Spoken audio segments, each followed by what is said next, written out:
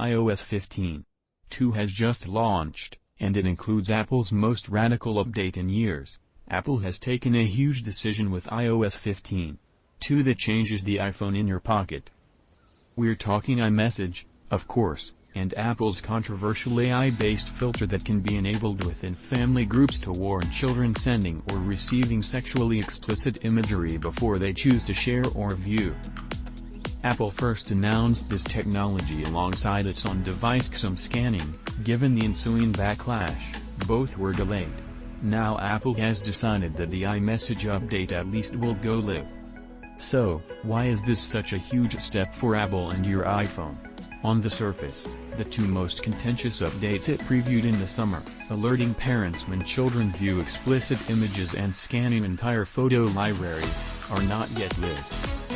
Those delayed/changes are to be welcomed, albeit both could make a return. But the privacy lobby warning that this move compromises end-to-end encryption, that it's impossible to build a client-side scanning system that can only be used for sexually explicit images sent or received by children has now come to the fore.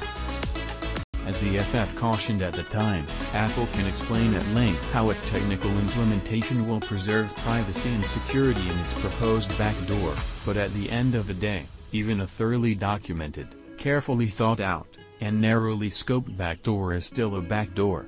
This is a default. There are other steps that should be taken first. WhatsApp provides its users with a manual reporting button that sends encrypted content to moderators. That also breaks encryption, but it requires a user action and is fine. Apple takes the view that end-to-end encryption is fully maintained by this update, that the AI operates at one of the ends and as such does not change the end-to-end security. This is technically true, of course, but in practical terms the clients at each end of a message are considered part of the end-to-end security. Device-side AI has been introduced into the iMessage client with a classifier trained to identify sexually explicit imagery.